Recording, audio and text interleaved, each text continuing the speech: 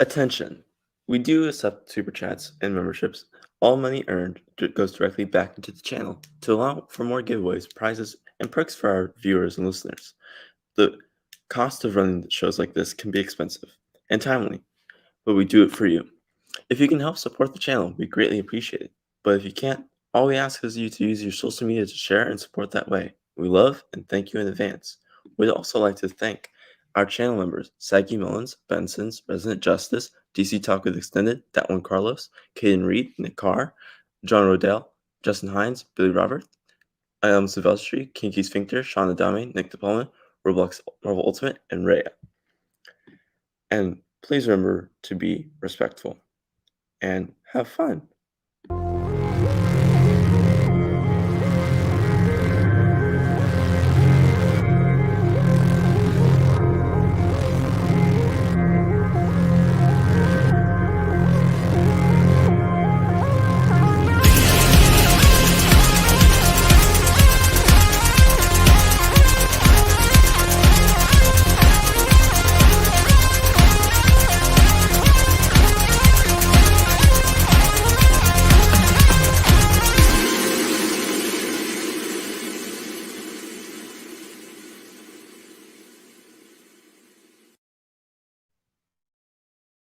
Hi, everyone. I have taken over Pop Culture Corner. Yes, me, Caden. I've taken over everything, and I'm starting a brand new channel on here with all these things. Thank you, Ty, for supplying me the things I need to take down Pop Culture Corner and Little Big City Studios and all the other channels. And now, I'm gonna bring in someone to tell them exactly why they are the worst person ever.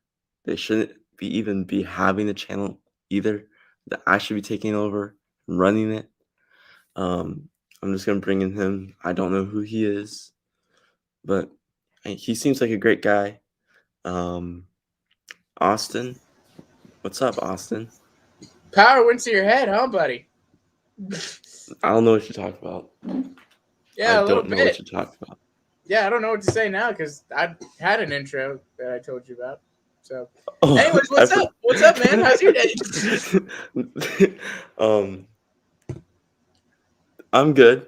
Oh my god. Yeah, I'm good. Drunk with power. Yes, drunk with power. I'm not.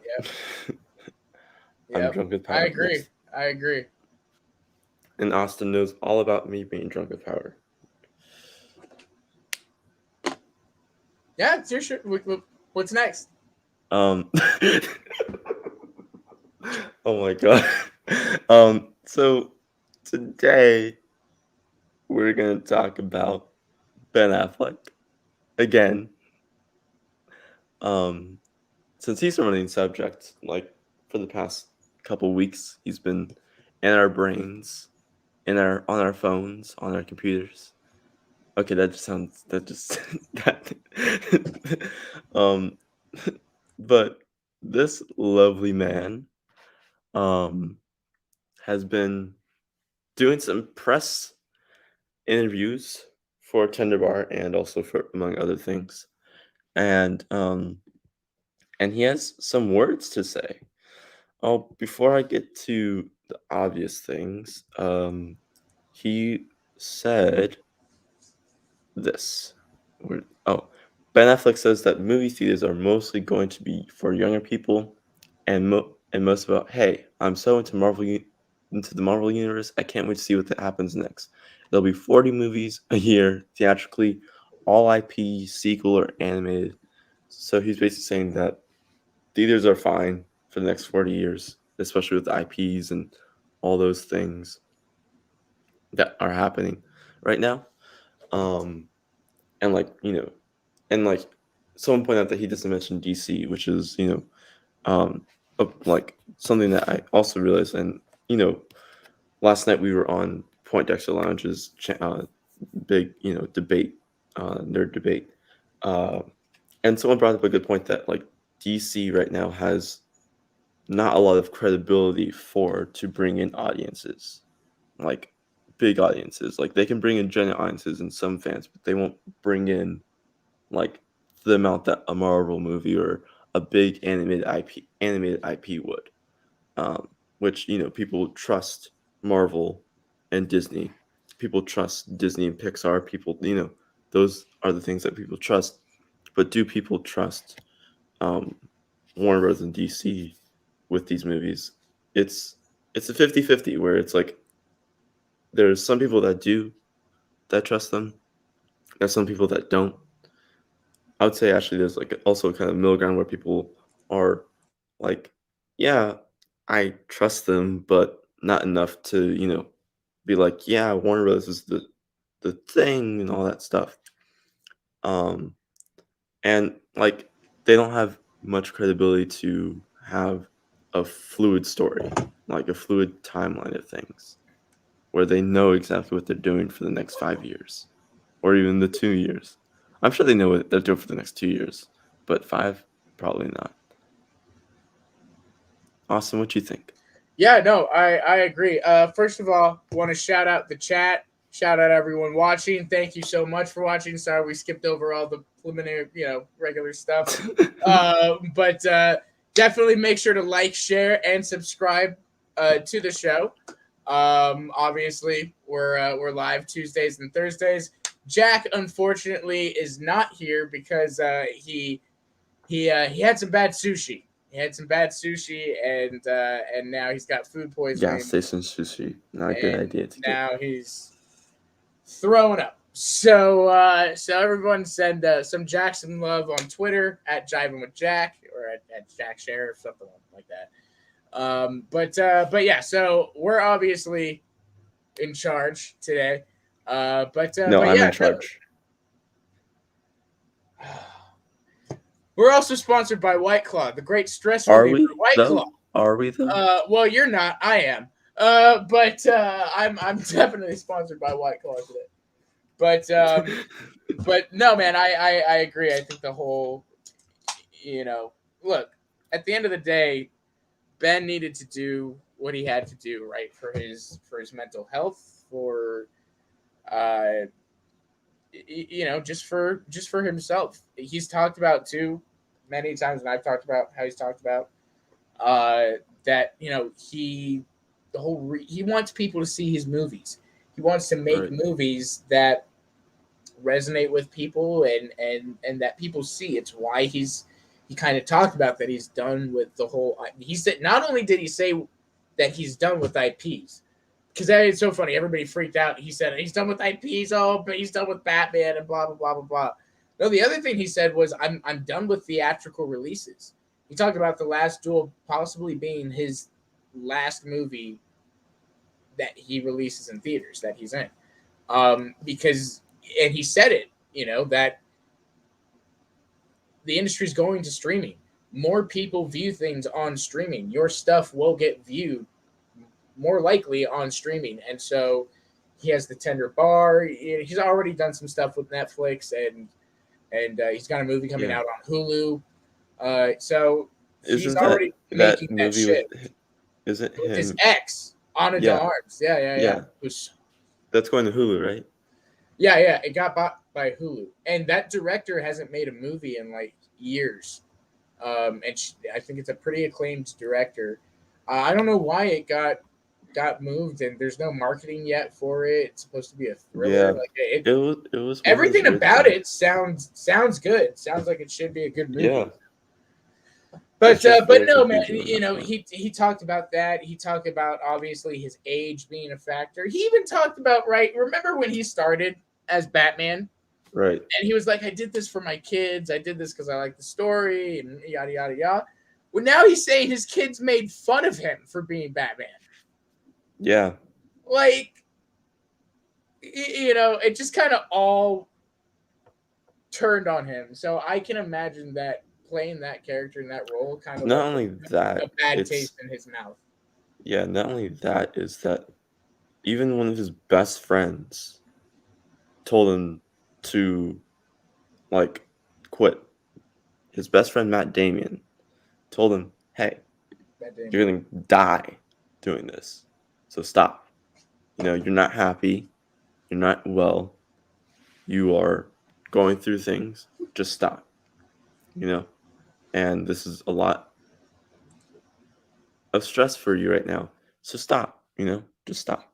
And Ben says it also. I was like, I wasn't happy. I didn't like being there. I didn't think it was interesting. And some real awful things happened. But that's when I was like, I'm not going to do that anymore. So, um, and like, of course, he's talking about how, before, like, Austin mentioned before, like, he was to do it because he liked the story. He was doing it for his kids.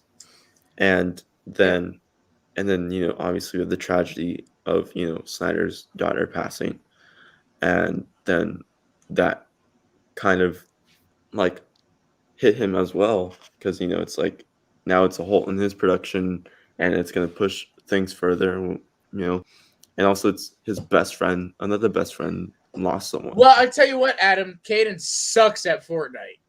Absolute trash.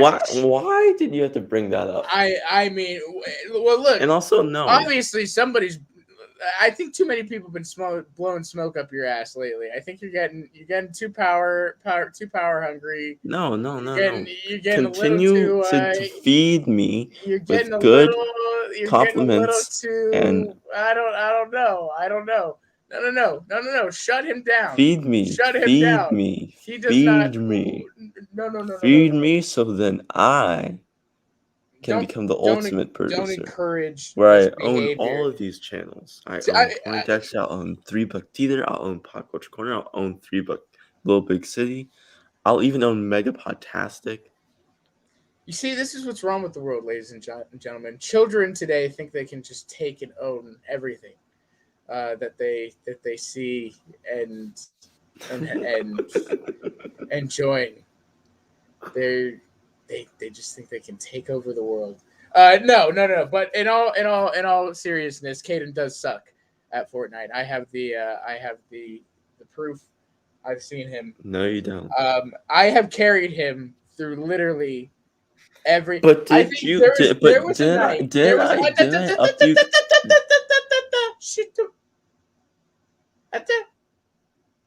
Scotty, don't. No, but didn't I tell you guys like the stats of like? I don't care about your stats. No, because it was your stats are nothing. I'm sorry. No, it was the games after I played with you guys. I literally told you. Oh, the games after you played with us. How convenient. How convenient.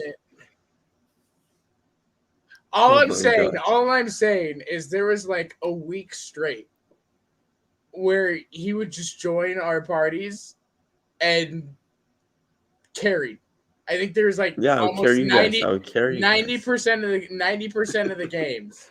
Well, 90% of the games was like Bradley, 12 kills. Austin, 12 kills. Will, Caden, 12 kills. Caden, zip. Nada. Wow. Not a damn thing. I don't even think an assist. Yes, there was multiple assists. In the air. Oh my god. You ever seen that thing in Fortnite where they just like they're doing circles just like oh my god. These are lies. Yeah, that was you, bro. Lies. He's lying. So since he's lying, he's kicked off the show. He'll never be able to come back on the show ever again because he's lying about the host. And we don't like liars. You know what we do with liars? You know what? Here, hold on. Oh, dang it. It's not up here. Hold on. Wrong thing. Okay. You fucking moron! You are a fucking human piece of shit and a disgrace! Yep, that's what happens with liars. They are a moron and a human disgrace. But since it looks like he's calmed down, let me add him back in. That's how Caden feels when he plays Fortnite, like a moron and a human disgrace. Oh my god! Which is about right. Anyways, let's address the chat here because they have been going off. Let's say hi to the chat. We should be more focused. Donovan, what's up, man? James, Malden, Megapodtastic, what's up, Joe? Crazy What's up, Joe in the house. Crazy Joe. Hey, I got to change my name. Crazy Joe was right.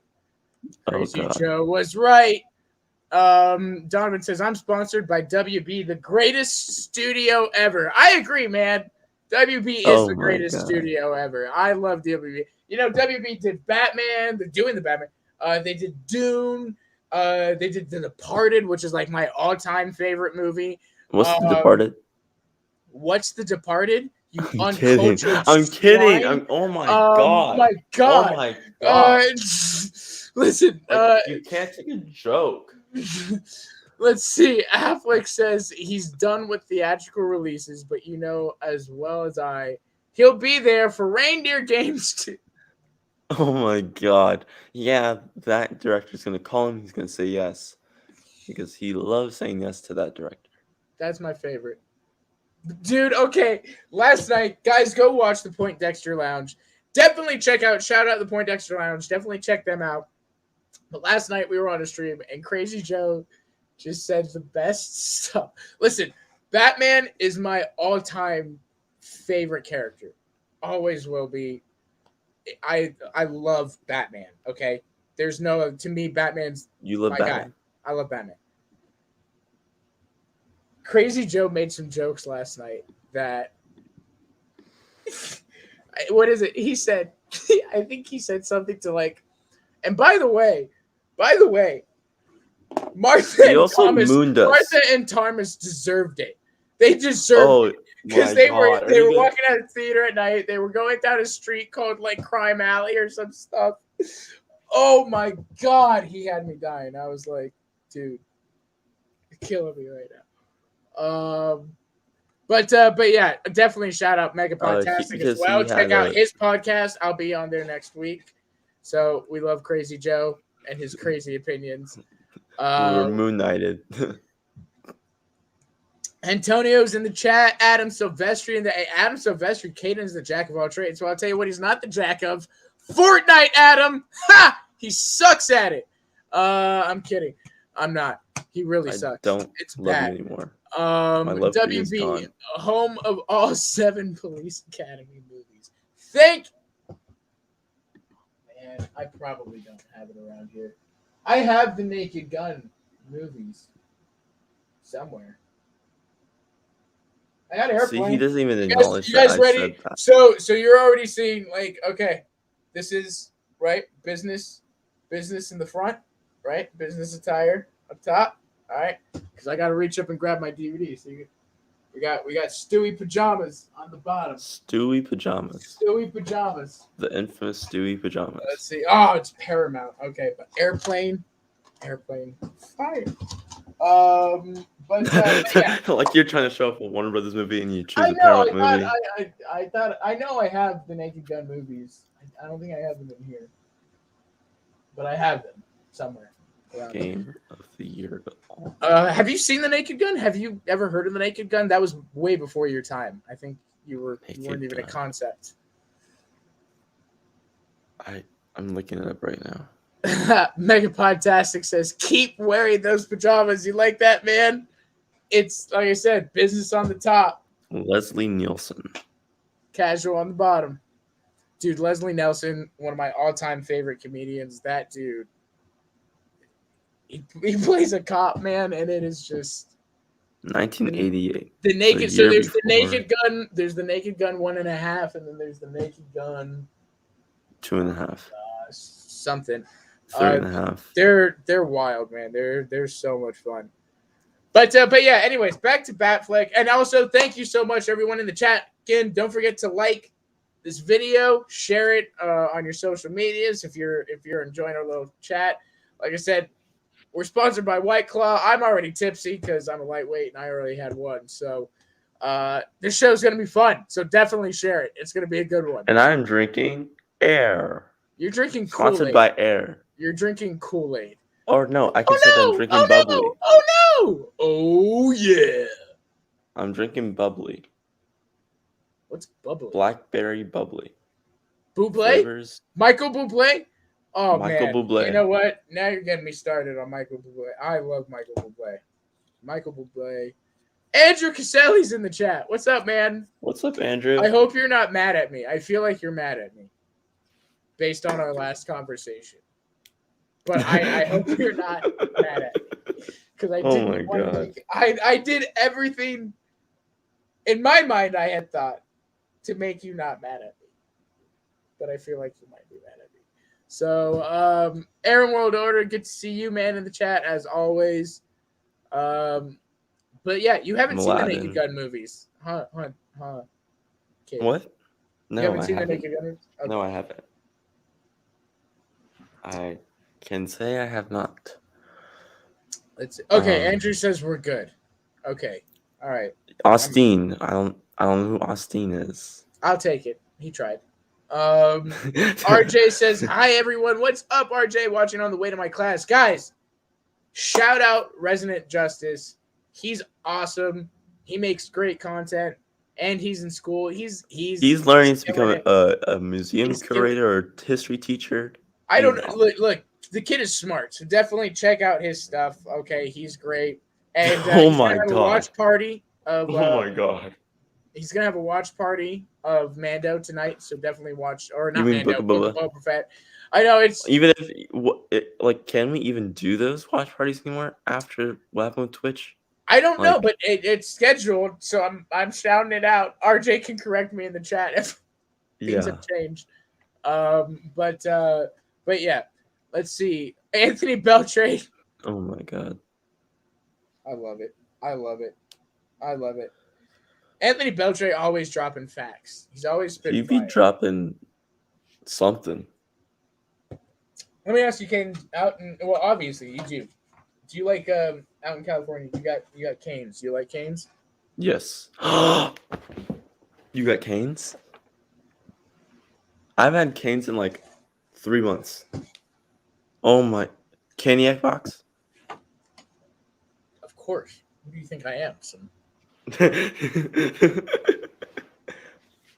freak of nature? You know what? They're the only place I'll eat their coleslaw. It's so good. No. Forget the coleslaw.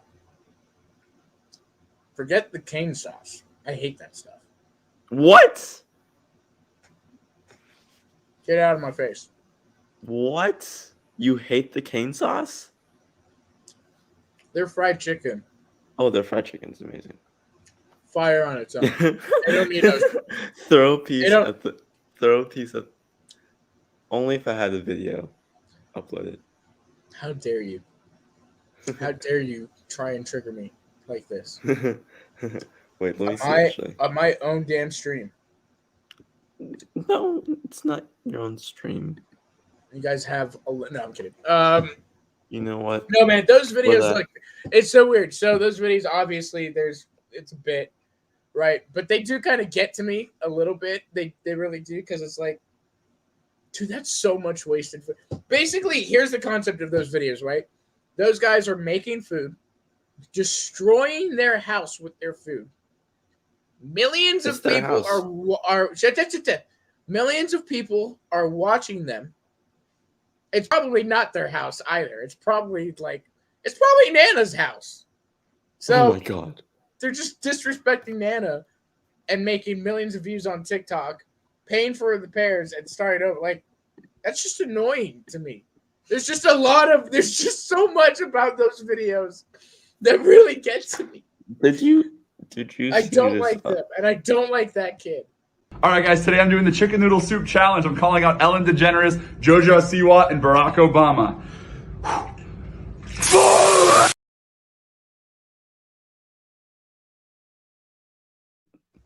He deserved it. That's stupid. Like, and then hope, we have another. I hope his face burned off like, Raiders of the Lost Crusade style.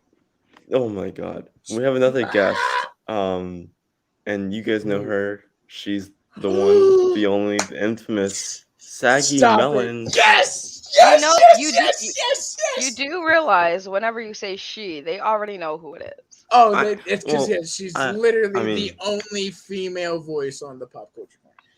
basic That- orient that and too. this entire male sphere of. I mean, I mainly came on because I don't think Austin realizes his.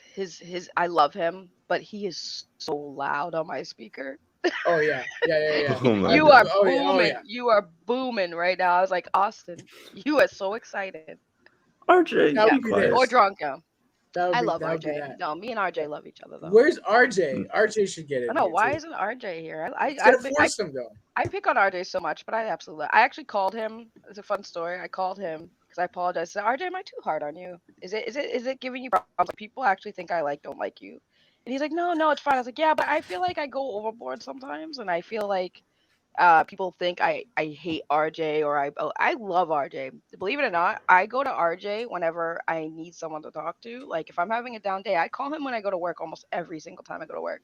Like me and RJ are really close. That's why we pick on each other because I'm the type of person if I don't like you, I won't pick on you. I'll just like ignore you. But like Right. if I like you, I poke fun and I roast you because that's my way of showing my affection. It's a weird thing, but it's like you know how when you like Wow, someone in Psyche school when you doesn't. were a kid, you pick on No, someone like I completely understand. I completely understand that. And No, I can't. RJ's fun to. I mean, look, I kind of like last night. RJ was on that Enosh stream and stuff, and it was like gets first. I feel like a lot of people pick on RJ, so I tend to well, defend him a lot.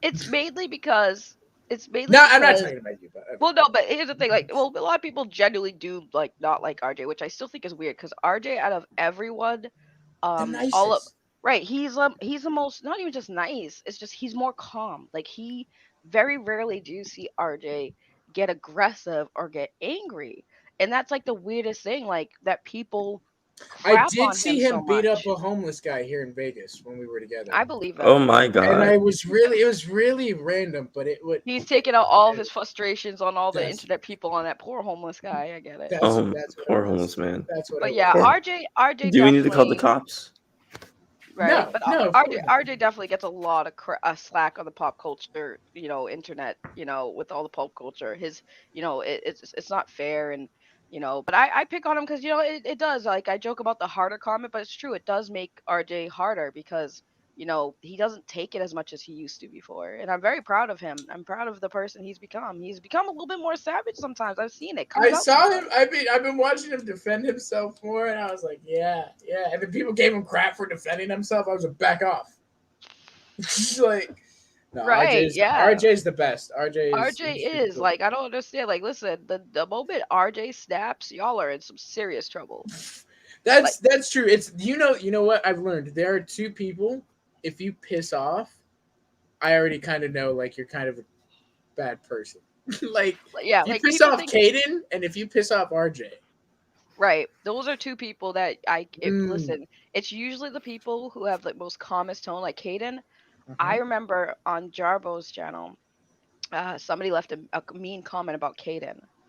And I was like, I got lit, and I was calm. I was like, it's funny that you say that Caden is a bad co-host, but Caden does his research. He knows his stuff. So for anyone to say that Caden's a bad co-host, like you're absolutely crazy. Like if my StreamYard, if my restream could handle having another person on the panel, and I was doing movie pop culture, the two people I usually go to it's Caden and RJ because Okay, they are yeah. the ones that literally take the time to do all And of the research. because we're in a lot of the same chats with Caden too, right? Both Caden and RJ are usually the only ones always just sending the news, right? They're sending us constantly. Right. They're keeping us all updated and stuff. Right. Caden So and no, RJ are the ones that we get our stories. If anything, a lot of the stories I've covered on my channel, I've only even got saw it because Caden or RJ posted the link in our DM groups like, hey, did you guys see this story? And if it's something interesting, I'm like, well, that might be interesting to talk about on stream. So yeah, I give high props to both Caden and RJ because out of Thank everyone, you guys. they really do that sleuth work. They really dig in. And if I have questions, those are my go-to guys, Caden and RJ. that is true. That is true. But And Katsuka asks the real question. Oh I my gotta ask you, god. Sagi. Does Caden in fact smell? no, nobody that I say smells literally smells. I have not smelled them. I actually feel like all of them smell probably pretty good, but I just say they smell Jarbo because it's might be the funny. only one that maybe no. Yeah, he smells like French fries because he's doing Uber all the time. So he smells like food. He's getting those aromatics going in his car. Right. Right, Oh, look exactly. at RJ. Said this is too sappy. He's like, get mean to me now. We, RJ getting in his feels. No, that's good. RJ, seriously, you're obviously we love you, man. You're a great guy. Um, but Saggy, what are you up to today? What's going on in your world? Nothing. I just did a video on Blue Beetle. That's right. That's right. You're excited for Blue Beetle. Some people are not excited for Blue Beetle. Why are you so excited for Blue Beetle? Because I've been pretty much saying for a long time that we need more characters in like the DCU that like maybe not be known. And my biggest grievance with DC right now is that they're not willing to take risks and introduce these characters. Like they want to compete with Marvel, but somebody made a good point and said, yeah, Marvel took a big risk, talking about, bringing these movies like Ant-Man and stuff. Not everybody who's fans of Marvel might know some of the lower tier superheroes. And I would say Ant-Man, some people might have known him and you might have seen him before in cartoons, but not everybody is familiar with Ant-Man. So Exactly. I think that them taking a risk doing Blue Beetle is something that I always wanted to see, because like I understand from the business perspective of DC that their main money makers are Batman and Superman. I understand that. But at the same time it's like there's only so many Batman and Superman movies you can do, so many reboots, so many different actors in the suit, that at this point it's like they need to start doing something different, and then bringing a character like Blue Beetle into the universe is something that could be a good thing. Like a lot of fans might be excited for it if it's done well, but it's at least great to see them try to do something. Oh Also, yeah. like Jarbo makes a good point as well. Like whenever this is obviously brought up, is that like the main audience that like the big audience numbers that go to see theaters are the Latino audience. Like, and like they're the big audience, and so like making this like not only before it was on stream, but now it's back to theaters. Now that it's there, it can really be a bigger hit than people think it's going to be I mean, Right. yes, because of the audience. that's a cool factor and stuff. Obviously, being Hispanic and stuff, that's cool. I think for me, I actually agree more with saying that like it's the lesser. I mean, look what Marvel, like she said, look what Marvel did with Ant-Man. Look what Marvel did with Guardians of the Galaxy. Who knew Right, who the Guardians exactly. of the Galaxy were? If DC Exactly. can do that with these characters, and I'd love to see, if we're bringing in Blue Beetle, let's bring in Firestorm. Let's bring in those kind of lesser known characters that are together and stuff, and give them their highlight. I know Anthony Beltre in the chat. Blue Beetle will be a flop. I mean, I don't think so. I think because the actor who they casted, we got Sholo Maridina.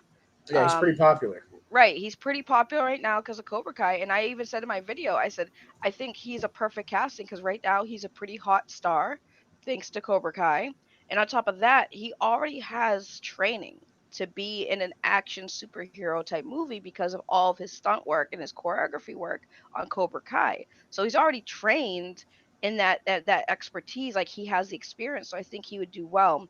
Um, but I also, like I said, I was talking to my sister. My sister's not a huge DC stuff. She's into cars, right? But we were Right. talking about it and she brought that up, and she is technically part of the general audience because I've heard William and Yes. Enosh and a lot of people make that argument that, well, they're doing it because the general audience. Yeah, but the general audience are people like my sister who literally is saying, I actually think I would like to see a Blue Beetle movie. She hasn't seen a DC movie in probably forever. And she said that's why she stopped being into DC, because it's always the same superhero. So she said, Blue Beetle, she's like, I'd probably watch that just because it's something new. So that's somebody who's part of the general audience. And technically speaking, I'm also part of the general audience because I'm not a huge DC fan. I Right. like DC, but I'm not big into it. I'm more about the CW shows, if anything. But with the movies, I've never been a big fan of the movies. I just recently got into them, but I'm also still part of that general audience bracket.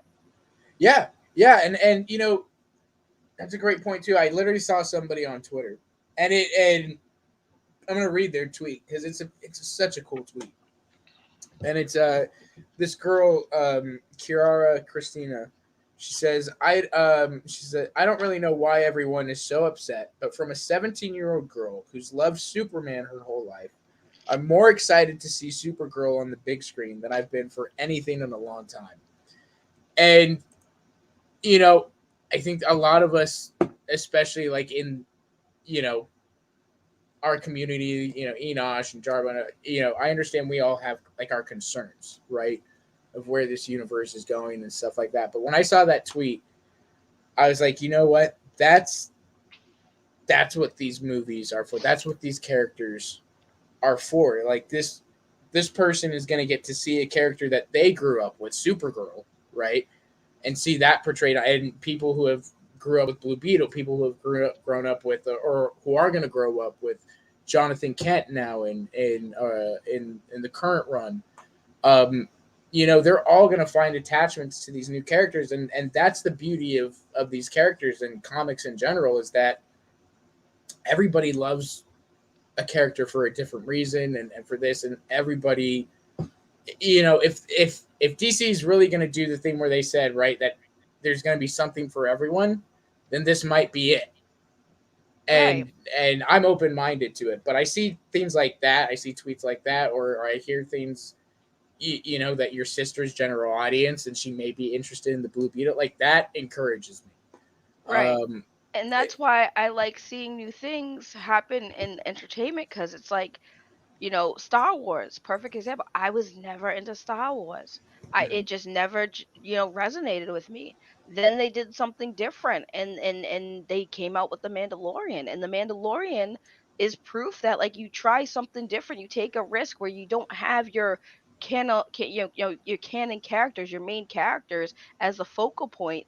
And the Mandalorian was perceived well, not just by Star Wars fans of the original, but now you have people who weren't Star Wars fans getting back into it. It's about, it's taking a risk and hoping that it works. And I understand from a business perspective that might be ideal, but it should be, because at this point, how much more Batman and Superman, films can you just push out before people are like, all right, like we're done. Like, you still have people still on board, thank God, but at the same time, how much more can you push these characters until the audience is like, all right, we've seen enough. We've seen the same story of Superman and Batman till we're blue in the face. Can we please get something different? Can we get a new superhero character? This is the age of superhero movies being the biggest thing. Like before, what was it? Like, the Harry Potter stuff, the Lord of the Rings stuff. Now this is the age of superheroes. So yeah. when you say, Austin, DC says there's something for everyone, why aren't they giving that to everyone then? They're literally just giving us the same characters that we already have Well, seen before. exactly, and that's what I'm saying. That's, what that is. I I am, at this point, I am kind of excited for this Flash movie. Um, I know that's kind of the unpopular thing to say amongst the Snyder fans right now, but I am excited because I am going to see those different characters. I'm going to see Supergirl. I'm going to see possibly Batgirl, or an introduction, to her. Or that for me is the big thing. Even this year, right? DC Comics released a great new comic called The Next Batman, and it was written by John Ridley, who's a screenwriter. He did 12 Years a Slave and all these other phenomenal movies. Um, but he did The Next Batman, and it's Lucius Fox's son takes the role as Batman. And I'm reading this comic run, and I'm thinking, you know what? I want to see this. I'm done. I'm kind of over Bruce Wayne. We've seen Bruce Wayne 1,010 times. Uh, this new character, the next Batman, is, So I'm hoping that DC embraces those legacy characters, because that's another thing that I think comics has an issue with, is they never really follow up on their legacy characters, and if they can bring them into film as a way to keep them around and make them more influential, I think that's a great thing.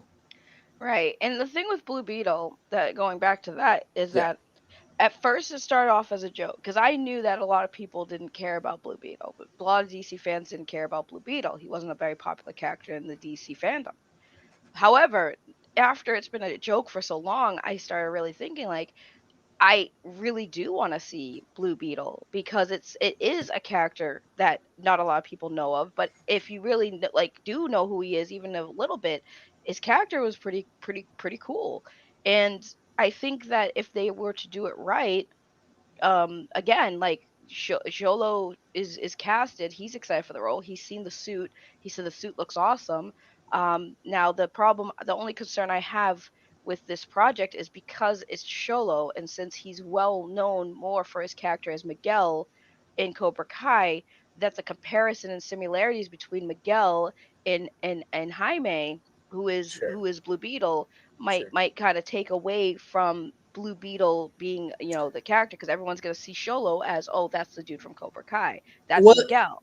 it does seem from the photos that I've seen and stuff, even of him recently, like he's grown his, he has like a beard and or like a little bit of a beard and goatee and stuff, and I think he's obviously trying to look a little different than his character from Cobra Kai, but I can understand that. That's the one thing with audiences is they see an actor and they tend to generalize them, and then that actor is kind of stuck. Well, that's what happened to Ben Affleck.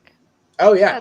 That's what happened to Ben Affleck. Ben Affleck was Daredevil, and everyone kind of criticized him for being Batman because they remember him being Daredevil. At least for me, that's where I was like, I don't think Ben Affleck can pull it off, but he Mm. surprised me and he did a very good job. And I think what you're right when it comes to actors, um, they are compared to their previous work, and especially if it's similar, like Ben Affleck already did a superhero movie once, so him doing it again um might be a little different. Yeah, exactly. And that's the thing too is with Affleck. I think when he took on those Snyder movies, he was at a point in his career, right, where he was, when he's acting, he's really looking at the story and this. I mean, you look at what he was doing, the projects that he was doing around that time, The Town, Argo, Gone Girl, really kind of deep, intense films and stuff like that, which is very much fits with Snyder's stuff.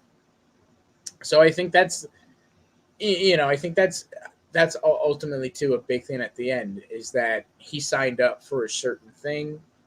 That thing is no longer there, and so his interest is no longer there, which is completely understandable. Um, Anthony, thank you for the $1.49 super sticker, man. Appreciate it. It's a banana. If I had a banana, I would eat it on Okay, Oh stream. my Enosh, calm god. down. Oh, That's an Enosh thing.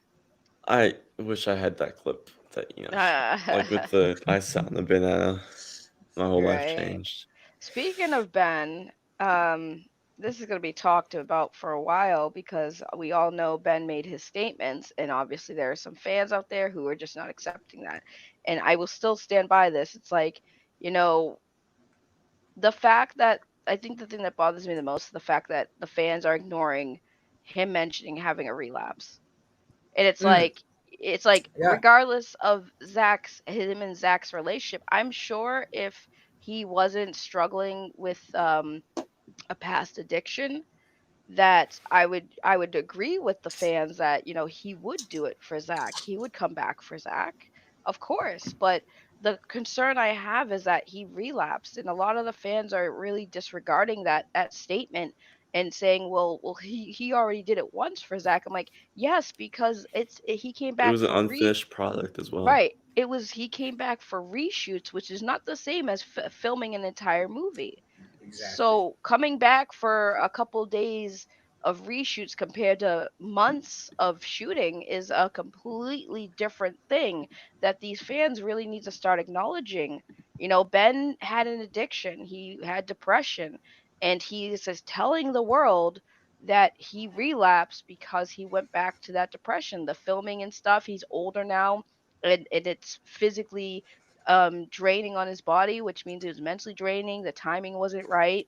There was a lot of bad stuff that had happened while he was filming, and he doesn't want to go back there, and wanting him to go back in a role that caused him so much trauma to the point that he relapsed from his sobriety is a problem, and the fans trying to kind of push that narrative that, oh no, he'll do it for Zach, is like, you want him to jeopardize his mental health and Right. his sobriety so you can get a movie you like. I mean, That's not right. he has brought up. He's brought up that he knows about the sad flick meme, Yeah. right? That's not fun, man. That's Yeah. not. It's not a fun thing to be sitting there and like Yeah. that's. I'm sure he's all like I can understand. I can completely understand Right. why it's not. He's not interested. Right. And at this point, like RJ said it, and all these, and a lot of other people have said it. Like, I'm just grateful that he came back to kind of send himself off in the Flash. Right. That's because he didn't have to. He really Right. didn't have to. Right. He didn't Um, have to. He could have moved on. They could have recasted. right. And Annie Machete did say that he went to Ben and said like you're kind of the bedrock. You're the base. You're the foundation, right, of this, of where this universe is right now. You're the Batman of it. So I kind of need you. And so he was nice enough to come back and do it. And it's so Right. funny. The last couple weeks he's been talking about I'm done with IPs. Justice League was the worst experience ever. Right. All this, blah blah blah. And Right. every single time, the Snyder, I don't even know what to call them anymore, but like Snyder extremists are just like, oh no, it's Cypher. He's pulling a Marvel. I'll tell you what, people. Ben Affleck is not a Marvel actor. Yeah. He doesn't sit there Right. and lie to you under contract. And here's Uh, the thing too. It's not like he doesn't have to say really what he said. Like if he wanted to like hide the fact that he was going to continue the role, or he was trying to pull like a Toby Maguire, Andrew Garfield type of thing where he was trying to like deflect so people didn't know, Right. and lie, he wouldn't have brought up his depression, or he wouldn't have brought up his relapse. He would have just said, oh no, as far as I know, I didn't get a call, they didn't call me back for right. the role. Like that's something he would say, but he explained in great detail why he wasn't going to return. Again, he could change his mind. That's always kind of a possibility. I will say, if the fans want to sit there and say, well, maybe he'll change his mind, I would have accepted that. I'd have been like, yeah, some people go through a rough patch. They make a decision at the time that's best for them. And then maybe down the road, maybe after he did Flash, he might have refound his love for the character and wanted to continue it. Sure. But that's not what we're seeing being said. We're seeing people say that he's gonna come back because if Zach comes back, and it's like, but that's not what this man is saying. If you told me he might change his mind after Flash because he liked the role and he found a new love for it, that's one thing. I can say that's a fair statement. But to sit there and say he'll come back for somebody else, it's like, that's not a fair statement. That he's telling you he relapsed. Guys, you have to listen to this man's words. If you respect his work and you respect him as an actor and you're a fan of his, that's not how you be a fan. You being a fan is accepting the actor's decisions no matter what they make. Same with Zach, same with anything. If you're a fan of something, you respect these people when they are literally telling you what they want to do moving forward. And if you can't accept that, then you need to find somebody else to be a fan of. I completely agree. And you know, at, I'm just trying to be like RJ said that he's oh gosh, where's the comment? Just RJ that also he smells. RJ, oh there we go. Batgirl, RJ, Batgirl looks really interesting to me. I'm rooting for that movie. The inclusion of Robin Nightwing could be a potential game changer. Look, yeah, I'm kind of with RJ on that. Like, I don't know, Saggy, what did you think of? Did you see the mural picture? Yeah, Obviously, I saw it. yeah. So I mean, what did you think of that? And for me, that kind of got me more excited. It's like there's gonna be Robin. That Batman outfit looks pretty sick. Like, I've been saying for a long time that I want to see more Nightwing and Robin stuff. So yeah, I was excited. What the heck happened to Benson's super chat? That it went from blue to like gray. Did anyone see that in the stream? Yeah, that's weird. Oh, because I not started. particularly. Oh, Because okay. Here we go. so it's disabled. Yes, Oh, Benson. How okay. many times I is was. this going to be discussed? Look, man. Hi, Benson. Here's the thing. I think a lot of us try and say like we're not going to talk about Snyder and all of that. And I think it's just come to a point like, look, if Snyder stuff is in the news, then It's gonna happen. you know, I it's think kind of it's what we gonna be do. discussed until people have finally had their fill of it. Like some days I feel like I don't want to talk about it, but then some days I'll see something new that gets me kind of riled up again, which is like I was fine not talking about it for a bit, and then I see the whole stuff about Ben Affleck, and I'm like, now I'm upset because I'm like, why are you guys doing this to this man? Like, are you not understanding that I care about people as people. I can empathize with somebody, especially who has alcohol problems or drug addictions.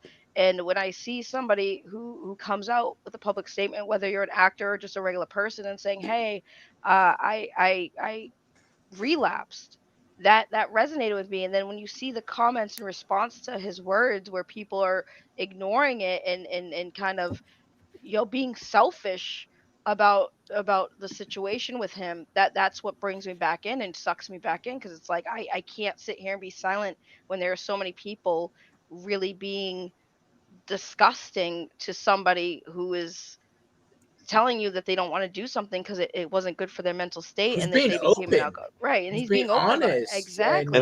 also, it's like it's his words. Like we were talking about his words, and his words mean a lot. And just for people to be like, even though they're not saying nah, we don't care about those words, by like tweeting out hashtag make the Affleck movie is basically saying nah, I don't care about those words, because now Right. you're Yeah, that campaigning one for a really movie that's annoys never me. gonna happen because the actor said I'm done with this role, and then you're campaigning still for that man to do that And role, and even it then, feels when you disrespectful listen, to him. And even they then, see On it. exactly, and even then, when you listen to Ben Affleck talk about like that movie and stuff, even back then, it very much sounded like he was like this was that Batman movie that Ben Affleck was going to do was obviously it was going to connect to the Snyder verse and what was going to happen with his character in those movies and with Darkseid and all of that stuff. So for me, I feel like he was more doing it out of like to help with the story, to help with Zach, and yeah, obviously Zach can't direct everything. Um, like I never feel like the passion was there for him as a director for Batman. right. Um, Because he I said think stuff it that was he obviously there for him as an actor yeah. for Snyder and the story that was presented. Um, but yeah, that whole make the Batfleck thing and It feels it So like it feels disrespectful to his it's words. it's right. just So self this It yeah. this and might it be a feels hot selfish. take. This might be a hot take, but bear with me. And somebody please correct me if I'm wrong. I do feel like, so I had been educated a little bit on Zach doing BVS, and I was basically told that a lot of the stuff that Zach filmed and Zach's story for BVS was kind of edited down because of the executive decisions of like we have to trim this and trim that, right? Yeah. Right. Yes. So Yes. his version of BVS wasn't actually the version he wanted to fully release, but yet he got blamed because of how bad it did, right? So here's the thing. I know fans liked Zach's work and they liked the Snyder cut. But riddle me this, Batman. If a man is making a film and the studio is literally changing it to fit for time or whatever, is it really his movies anymore? And why would you want him to continue to work for a company that is going to continuously edit and change his vision? Because you're not going to get the Snyderverse. You're going to get the WB verse, but directed by Zack Snyder. And that's basically what it is. And I think that the fans, like, they're never going to let Zach, even if they were hypothetically to let Zach come back and do the movies, I don't think they're going to let him do the movies that he wants. They don't want 4-hour movies. And I think even with the merger, I don't think the merger people, I don't think they're going to want 4-hour movies. I could be wrong, and I really hope I am, but I don't see it. I do feel like even though Zach makes good movies, and even though a lot of people are they did like BVS, I think that the fact that WB has been known for just trimming the fat and not actually showing the movie at its full potential. If anyone was to blame for BVS, it's WB, because where's the why are people talking about the BVS cut? Was that all the story that Zach had to Also, tell? like I think I remember someone talking about this as well, like the whole Batman situation. It was like Warner Brothers had told him to put Batman in this movie, and I think like as a main character or secondary character, but I think what Zach and Jay Liza talked about, that they want to introduce Batman in this movie, like not as a full on character, just like a hint or like a quick like cameo or something, um, and this be a Man of Steel 2, and then do but then obviously they were like, hey, no, and put Batman in this movie full on, and then so that's when the plans changed, and then that's the storyboards we got.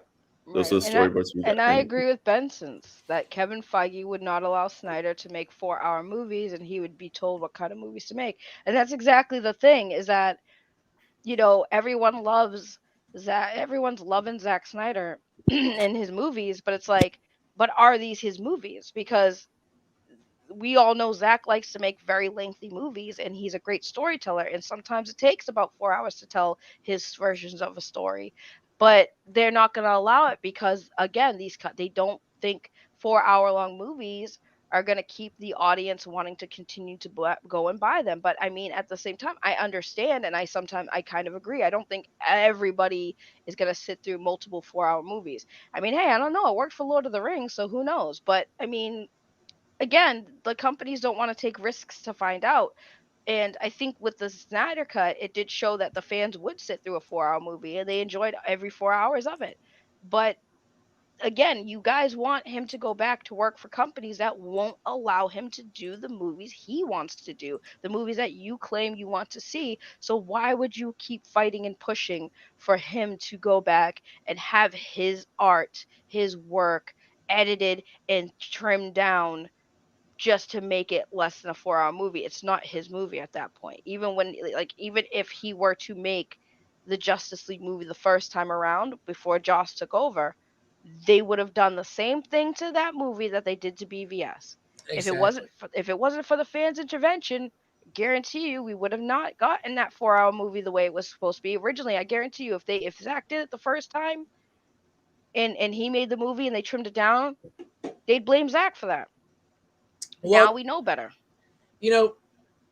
There is something I've been thinking about, because I saw Dial's comment. All I'm asking for is a coherent vision throughout all the films that's not thrown together, whether it's Snyder, WB, or someone else. Consistency and continuity. I think, you know what, man, I love Zack Snyder. I love his movies, and I love what he was trying to do and stuff.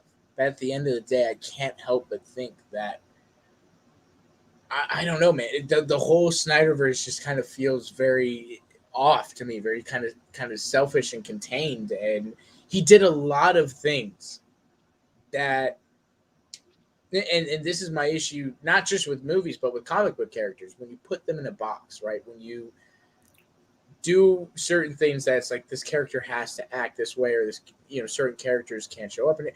Like, for example, the death of Superman was kind of rushed. Certain things like the whole Dark Knight Returns aspect of it.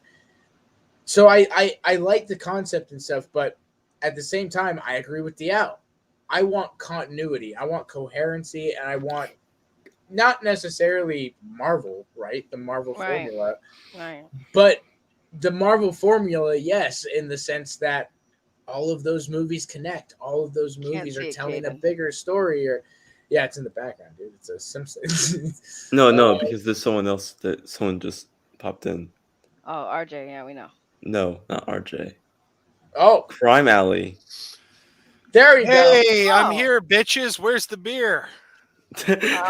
Austin drank it all, if you couldn't tell. I drink it all, and I'm on to the White Claws. Hello there, darling. How are you?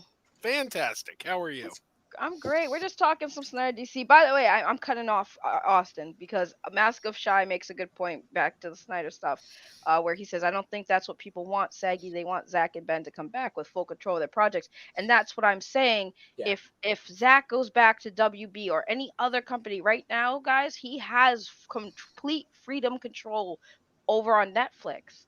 That's where he has control because Netflix gives their directors full control over the stuff they do. They don't care if there's going to be a 5 hour, 4 hour movie. They don't care. It's a streaming platform. That's Did why you they allow. guys But read his these, comments on this on what the Snyderverse is, on how he feels?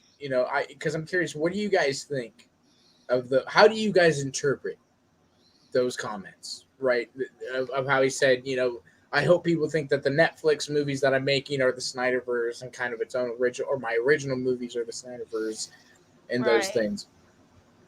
I think that when Zach says that, like, I think, like I said, this goes back to the whole control of entertainment. It's more like sorry, I was getting distracted. I had somebody in my room. But he doesn't have freedom to make his movies with these companies. Again, they don't want 4 hour long movies. They don't want that's why they trimmed down BVS. I guarantee you BVS was probably a lot longer until WB look at it, was like, we got to cut this and this. It's too long, right? But I think when he's saying the Snyderverse, that I would say that would be his verse. Anything that man makes, all of his movies, that's part of his verse. And I feel like he if he had his way, I guarantee you he'd find a way to tie in all of these franchises Yeah, together. You would have a Batman like that end scene in that nightmare scene at yeah, the yeah, end of yeah. Justice League. He could tie Yes. that into the Army of the Dead or the Dead series. He could tie that into the zombie apocalypse. He sure can. So Because imagine Dave Bautista's a ragtag team right, fighting like with. right, he I, could do it, but I think his verse is just that. Anything he makes is part of his universe, his Yeah, storytelling. That's his verse. I never thought the phrase Snyderverse in relation to DC ever made any sense because it's not his. It was and it never was going to be his. He was a director making things, but we also had David Ayer making Suicide Squad. We had Patty Jenkins making Wonder Woman. James Wan was hired while he was before Snyder departed. So it was always going to be multiple artists working in a shared universe. It never was Snyder's, and it's like he was one of the guys working on this. He wasn't the guy, and in fact, he was a hired hand because and I feel. Man of Steel was Good. written. They had a locked script before Snyder ever came in. That was written by David Goyer Goyer and with Nolan. Christopher Nolan, and then they Nolan. In fact, I think Warner Brothers wanted Nolan to direct it, and he was like, "No, no, no, I'm going to find someone." So He Snyder came in suggested. as a hired hand. I He kind of suggested agree. exactly. He suggested Snyder, and I was you know what, Joe, I agree, and I feel like somewhere along the way, maybe I could be wrong. This is purely speculation. I'm not making anything. This is not fact, but maybe Snyder got a little bit in his own head, right? And I kind of, and I feel like because I won't. WB did, they kind of did make him the face, right, of the new Right, DCEU. right, and They go ahead. I won't say that's too far off of a comment. Like Joe's right. These aren't characters that Zach created. These aren't like his characters, but he did tell a story. It was kind of like a really amazing fan fiction with Zach, right? But Yes. I will say, yeah, because he was kind of told he was taking reins on this and that he was going to make a couple of movies and hope that these movies were really going to do well. And for the most part, they kind of did. BBS, I don't know really what happened there, but but a lot of the fans really liked Zach's version of these stories that were told over all the other people who told their stories. So maybe yeah, he was just like, yeah, I can do these stories justice, and him being a fan as well of these characters is why he would be probably the best qualified to tell these stories. However, again, like Joe said, unfortunately he does not own the rights to these characters. He didn't create these characters from the top of his head. So that does kind of hinder and limit him to what he can do as far as being a storyteller to tell these stories that the fans want. But at the same time, again, people need to understand, if Zach is a really good storyteller. He is a really good movie creator. So that is where that the fans, if they really are true fans of him, I feel like that is where their focus should be. They should be putting all of this energy they have, going for this whole Snyder cut stuff, and apply that to what he's doing now. Because again, I will always say this: if the fans really want to make noise and waves in the industry, they got to do it with money. They got to make Zach all of this money, so all these companies look at him and say, "We want a cut of that money. Come back. Let's do some more Batman, Superman movies. Let's go." Look at the Russo brothers over at Avengers or Exactly. at Marvel's, right? Marvel. And I do want to say, right, Joe, I understand why the Snyderverse thing was brought to life, right? Like I said, WB did kind of make him the face, right? He does Man of Steel. He's the one that comes out and does the big announcement for Batman versus Superman. Even Justice League, all the way up until then, he had, that's 3 DC movies, while the other directors, James Wan had one, Patty Jenkins had one. So I can understand we're even, right, but I'm not saying that's. I think that's WB's fault, Whoa, right? whoa, By whoa. kind of making him what? DL, there Snyder was not given too much creative control, because if he did, people wouldn't have had a fight for the Snyder cut, because And originally, also, we wouldn't have Batman v Superman the way it was. right, I like if Like, if Zach had too much creative control, then they would have let him do BVS the way he wanted to do it, instead of just cut it up the way they did, because there were a lot of stories that I What? believe that Zach wanted to tell in BBS. There was a lot more context he wanted to give, but it was cut for time. So he wasn't given creative freedom, because if that was the case, all of Zach's DC movies would have been 4 hours long. and he never would have gotten that. He never would have gotten, like, I mean, that Well, quite, that's the thing. Go ahead, Joe. Go ahead. no, I was gonna say, quite frankly, I think making a 4-hour movie is hubris on his part, because it's like, who do you think you are? Even the Lord of the Rings movies didn't get a 4-hour theatrical release. They put that out on DVD after the fact, yes, but they knew that was unreleasable. They said, we can't put a 4-hour movie in theaters. It's like, did he really think that he could do that? Like, I mean, Marvel, who's been incredibly successful, and I know some people say, well, you can't compare it to Marvel, but really you can. It's their closest comparison available. They're not putting out 4-hour movies. Joe, Like, I Well, have to I'll disagree, give him Joe. this. Wait, no, Yeah, I have to yeah, disagree with yeah, I Joe, agree. because I, here's the reason why you can't compare DC to Marvel. Marvel started their career with not their most successful IPs. Spider-Man being one of them. They didn't have Spider-Man for forever. They still don't have Spider-Man. They're only doing collaborations because the people who they gave the IP to is allowing them to do so. But they Spider-Man was probably their top selling character that they didn't own.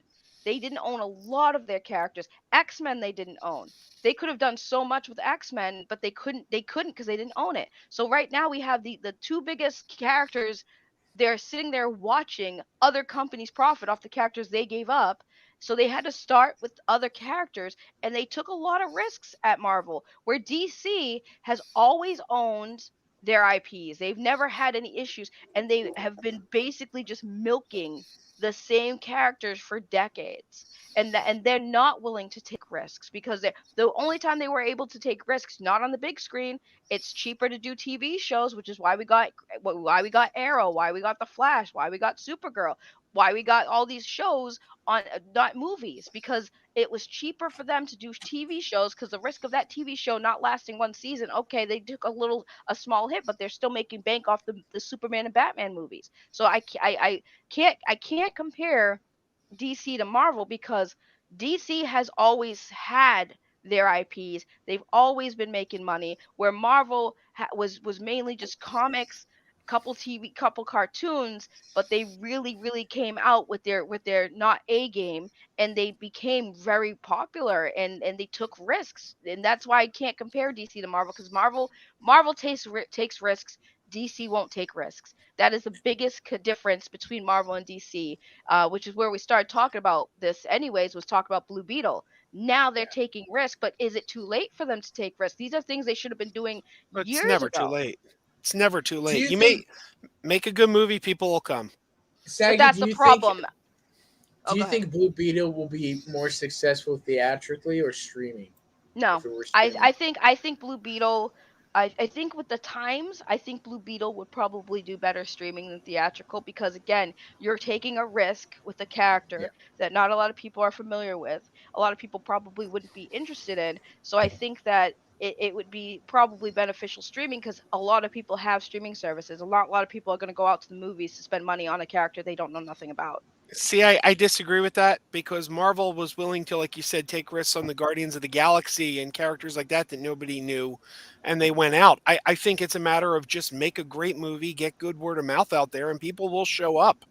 But I do think Warner Brothers is shooting themselves in the foot for O2, and I hope they Mhm. change their plans by 2023.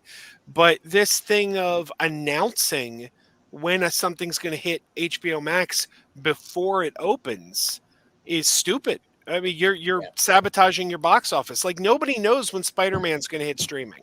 Well, And and people are going still and seeing it for third, fourth time.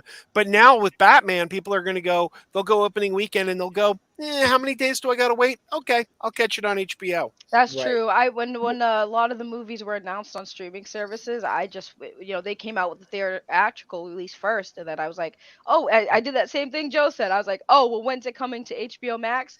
Oh, in a week or two. Okay, I'll just wait for it to come out. No Well, big and that's the deal. thing. I think general audiences right now are just, and I do kind of right. This is Marvel's fault a little bit, right? Because of Endgame, because of Infinity War, because of these big, massive, epic team up movies. You know, people are people expect now big movies. I honestly, I was super happy that Shang-Chi did well, but that I think that was a risk for Marvel, right? If you notice, Hmm. all the other characters, the new characters that Marvel is introducing, they're introducing through streaming. Moon Knight, Miss Marvel, She Hulk, all these newer characters are going to be introduced. So I think audiences are just more. I don't know. I feel like audiences, because of the whole Marvel thing and what they did with Endgame and that big lead Well, up, they're used the to they now want their theatrical things to be epic, well, big, no here's the way thing. home style. I do have to disagree with Joe again. Not because I disagree. I like disagree with Joe because it's a great conversation. But when he says that they yeah, like I said, they took risk with Guardians of the Galaxy. Yes, however, look at the time that Guardians of the Galaxy came out. It came out around the time where everyone was kind of already into to Marvel. So when Guardians of Yeah, the Galaxy came out, there were some people who probably were familiar with them, but it was like it wasn't just about one character. It was about a group of heroes in an Avengers kind of style. But Marvel had already established that they were making good movies because all the movies before Guardians of the Galaxy were received very well. Like a lot of the movies they came out with, Iron Man, Captain America, yeah, Avengers, all these movies That that came out before were very good. So when Guardians of the Galaxy came out, Marvel fans were like, okay, we're gonna get this movie's probably gonna be good because they've been doing really good with the movies before. So Guardians of the Galaxy, I would say it was a risk, but at the same time, it was a risk that they could take because all of the movies before it were doing so well. yeah, That's true, but keep in mind every movie that comes out, every movie that doesn't have a built-in audience, like a Batman or Superman, that's a different animal. yeah. But if you make a movie like what's a movie that's not an established IP that people like? John Wick, okay? You open John Wick 1. Nobody's heard of John Wick. So there's Right. no built-in awareness. It's all in your marketing. Mhm. So Blue Beetle is the same as John Wick 1. You're going in with no audience awareness. You have to build that through your marketing, but it can be done because John Wick's a thing now, and we never heard of that 5, 6 years ago. John Wick is That's awesome, by the true. way. That's very true.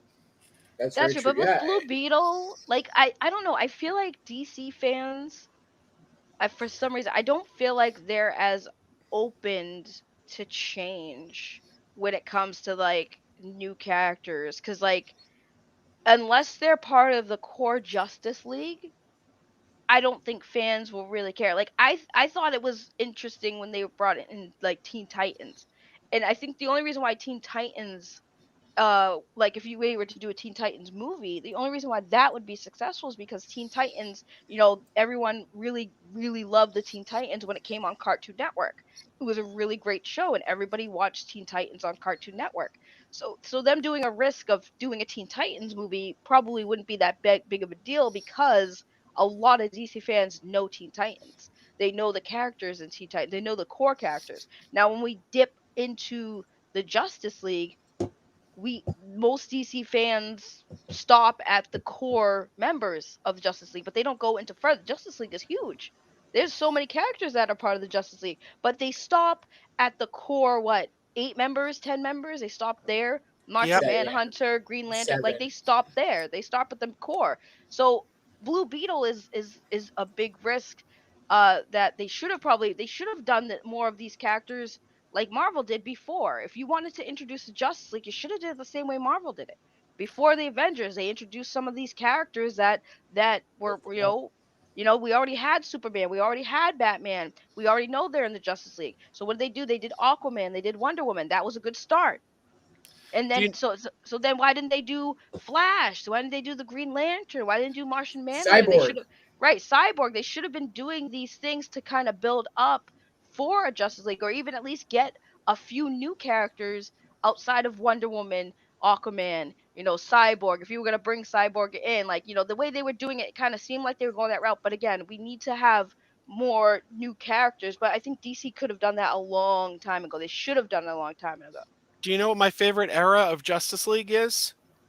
Come In on, the Hunter. comics, my absolute favorite run of Justice League in the comics, it's my favorite run of any comic book ever, is the run of Justice League from 1987 to like 1991 by Keith Giffen, where they didn't have Superman or Batman or Wonder Woman on the team. It was Guy Gardner, Fire, Fire Firestorm. and Ice, no, Fire and Ice, Okay. Ice Maiden and Green Flame. You had Blue Beetle, you had Booster Gold, you had Captain Atom, like though, like all the B-listers, and it was great. I mean, I don't think Justice League's ever been better. It was so much fun. And but yeah, you've got all those great characters who Right. were the Justice League for years. Right. Metamorpho. Yeah, Yes. and I feel like they should have took that risk a long time ago. So now, like, I feel like, I know you say it's never too late, but I'm like, it could very well be, because now we have people just so obsessed with Batman, Superman, Aquaman, Wonder Woman, because those are the characters they focused on for a while. By the way, shout out to Ty, just tested positive. Yes, I know. Caden, Saying- I don't know. Caden BRB. So Oh, he's- I'm back now. oh, there we go. There. So you I Get got did. better there we soon, go. dude. You'll be all right. Yeah, feel Just get better, my rest. guy. If you need anything, please reach out to us. Obviously. Yeah, but no, Joe, I agree. Like, I just think because of all the stuff that WB has been doing, and you just see the fans' reactions. They're not too happy. So that's why I say, like, is it too late? Because I think Blue Beetle would be great. I just, and honestly, I feel like Blue Beetle coming out now is probably the best time for Blue Beetle, because we do have a up and coming, Latino actor who would be perfect for the role, because you're getting that attention, because he's built his fan base. So his fans of him are going to want to see him as Blue Beetle, even though if they don't know who Blue Beetle is. So yeah. I feel like one thing that DC has going that is a problem is they have. I know, a lot of the viewers watching and you guys on the panel. I know there's a lot of Snyder fans, but there's also a lot of people that hated what Zack Snyder did. Snyder was very divisive. So now we're in a place where there is a part of the audience who will not go to see anything Zack Snyder's attached to. They hate his vision. And you have a part of the audience who won't see anything he doesn't do. And that's how do you appease both fan bases? Exactly. That's the thing too. And like, oh, Andrew says, how big is Sun? See, here's the thing. It doesn't matter how big. I mean, it does kind of matter how big these groups are, but it's like Joe said, You're going to have people who won't see anything Zach has done. You're going to have people who won't see things that Zach hasn't done. And if it's attached to WB, like, are all these people, like, here's the thing. Integrity, since you are a Zack Snyder fan and you believe that that he's going to make another Justice League movie, are you going to go see The Flash? Are you going to go see anything that WB is putting out before the Zack Snyder's Justice League 2? That's not related to the Snyderverse. Right, that's not related to Snyderverse. Are you going to go see any of those movies? Because if your answer is no, then you are taking money from WB, right? They're not even going to have enough money to get Zach back if that's the case. So it's like you guys got to think logically here that, and Integrity, I know you weren't here, but I will say this to you now that you're here. They are not going to let Zach do the movie the way he wants to do it. They don't deserve him to come back and do the movie. Marvel They doesn't don't. even let people do the movies. Like, that's the thing. BVS, we all know. BVS, Batman versus Superman, the title and all of that concept was a studio mandate that Zach and Chris Terrio were told to write around. So that's just how these things work, because the studio wants to have continuity. They want to have it connected. They want to have it be coherent. And that's where I start to run into an issue with Zach, is that it kind of feels now, looking back, that he just, he was on a set course for his stuff, not really thinking of everybody else. We heard how Zach wanted to end his series, and quite frankly, he gave them there was no path forward. I mean, you're going to kill off Batman and make Superman, and his excuse being a Flashpoint, right? His excuse being that you can reboot it with Flashpoint. But even then, right? Only after a couple movies, it didn't feel like. Go ahead, right. Sagan. What were you? No, my thing is, like, it bothers me that, and this is nothing against Integrity, but like that thinking, like, all of these people have literally, I've seen so many of these Zack Snyder fans say that, like, boycott WB sucks, they're not, they're not listening to fans. So if WB sucks and they're not listening to fans and they're not, why would you want Zack to come back and make that company any money? Why would you want Zach to make that, if WB is such a trash company? And let's be real, I honestly think that they are kind of crappy. I think they could be doing better, and they're not. They're not taking risks. They're not letting directors. They're having directors come on to do these movies and saying that they can have freedom to do it, but then when they do, they cut it down and they trim it and then they change it completely. So it's like, why would you want to make this company money? Why? Zack Snyder deserves so much better. And I've been saying that, like, everyone thinks I hate Zack Snyder. I really don't hate the man. I hate the fans that just disregard the fact that it feels like y'all don't want what's best for that man. And the best thing for that man is to not work for a crap company that won't allow him to make the movies that he wants to make, to have the creative freedom to tell the stories he wants, that the fans want.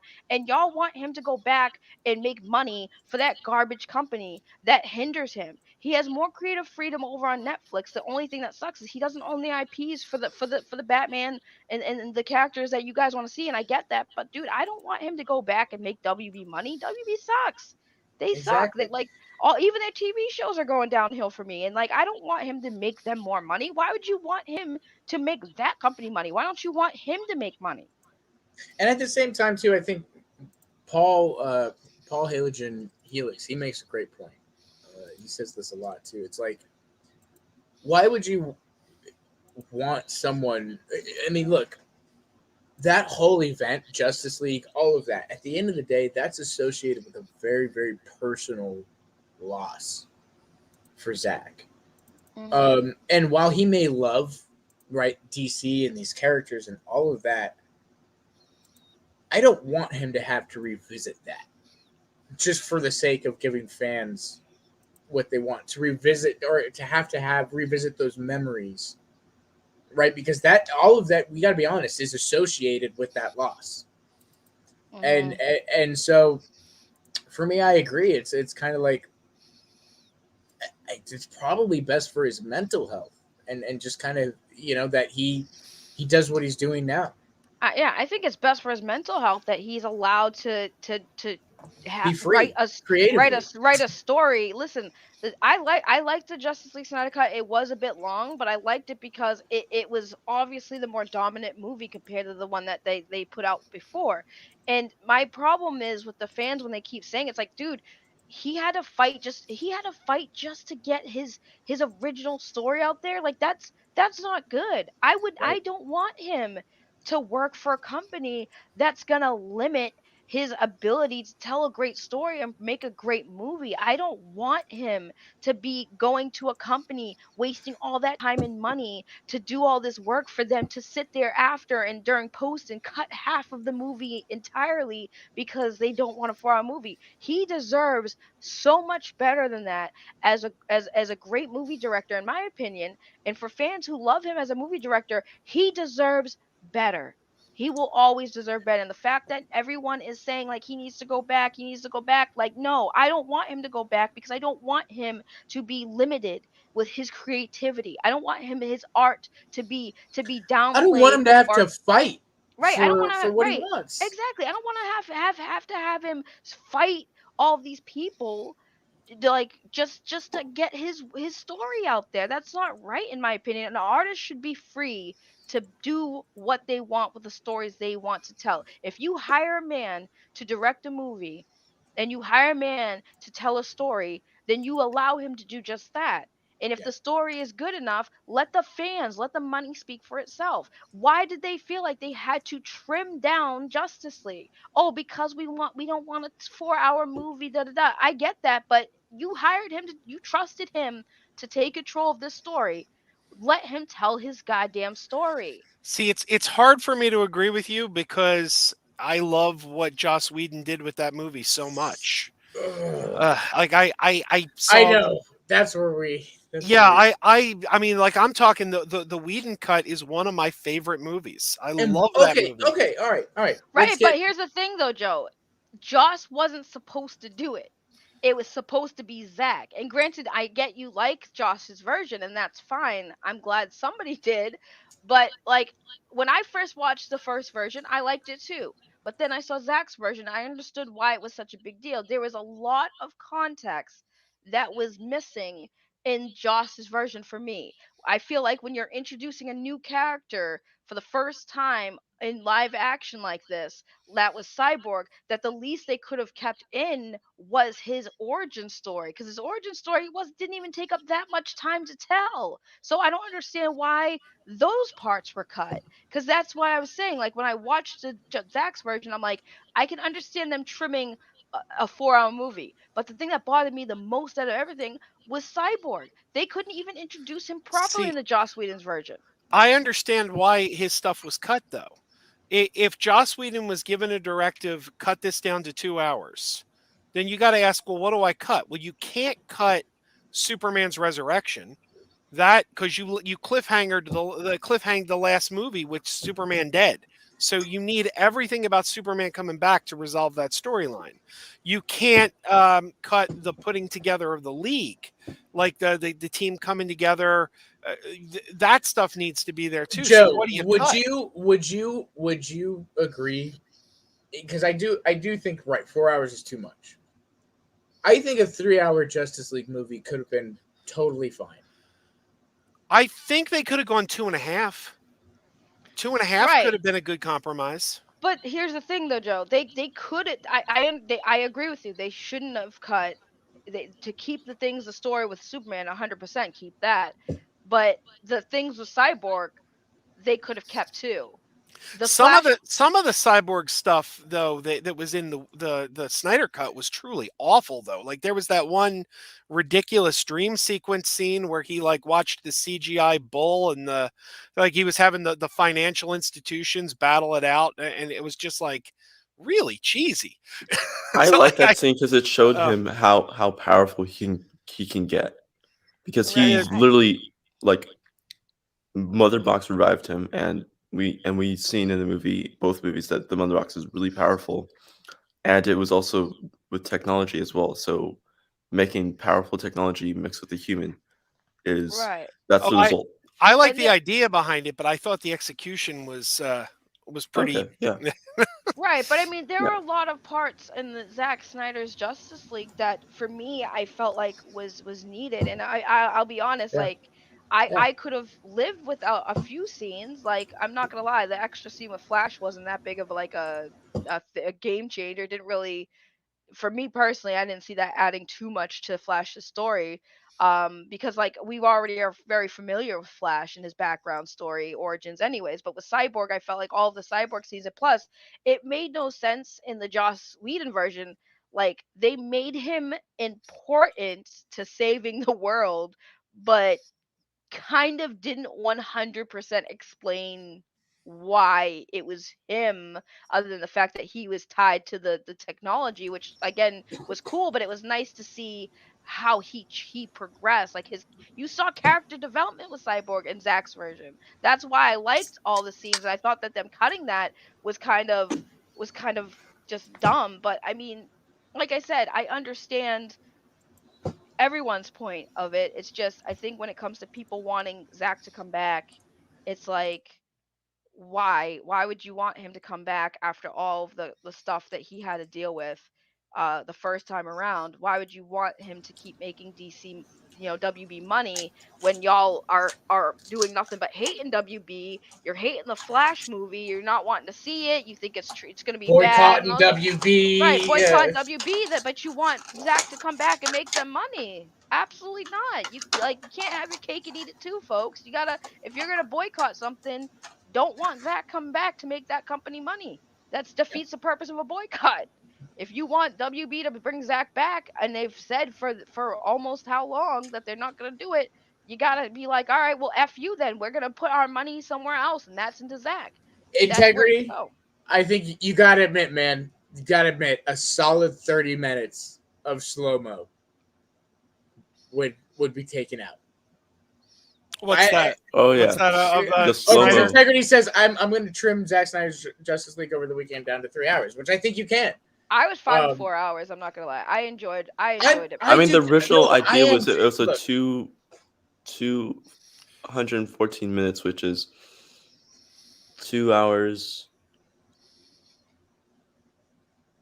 They could have cut a half That's hour of Aquaman throwing discarded sweaters into the ocean out of the Snyder cut. well, look, there's I look, I'm with Saggy in that as a fan of the characters and a fan of the comics and a fan of just film in general, I enjoy long movies. I enjoy, like, The Irishman came out. Holy crap, I love that movie. It's like 3 hours and 14 minutes. I was disappointed. I thought that was going to be a superhero. I was like, oh, the Irishman. This sounds like a good one. Yeah, no. If a 4 hour From movie is Martin Scorsese, The Irishman.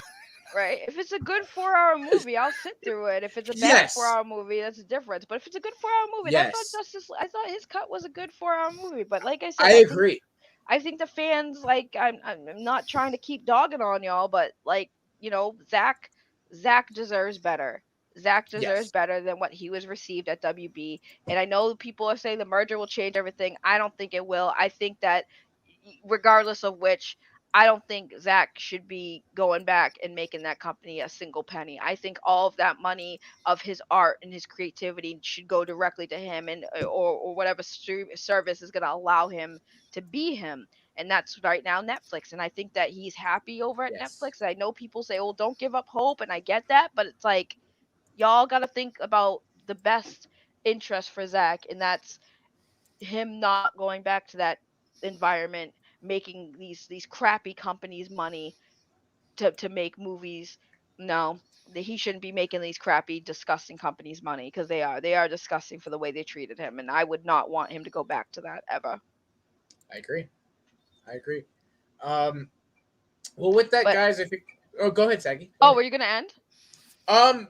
Not if you had something to say. That was interesting. That was Oh good well, to hear. I was gonna say I was gonna go get my test, because Ty reminded me I gotta go get my Okay, test. good. Yeah. We'll go ahead and wrap there. But I want to go around and get like kind of final thoughts and stuff.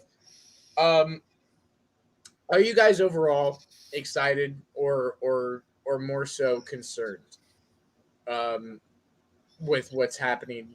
Obviously with the future of the DCU, Flash, all of that. And do you think that fans in general should maybe try to see, you know, the good Saggy, like we were talking about, right? Like these characters, bringing Blue Beetle, bringing in the lesser known characters, and giving them their spotlight, like Marvel did with Guardians and Captain Marvel.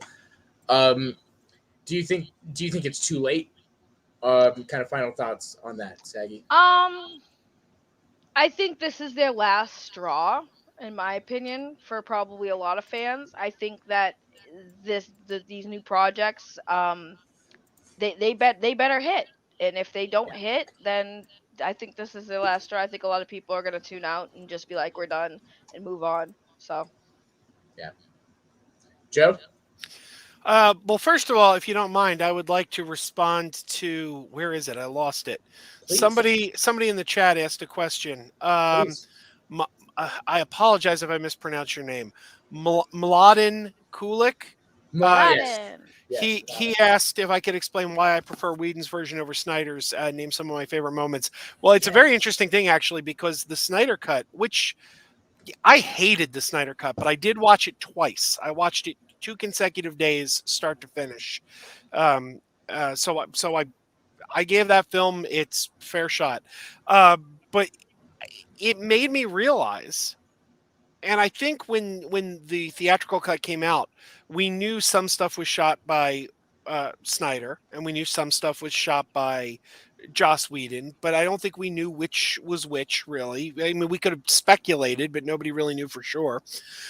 Watching the Snyder cut confirmed to me that all my favorite scenes were shot by Joss Whedon.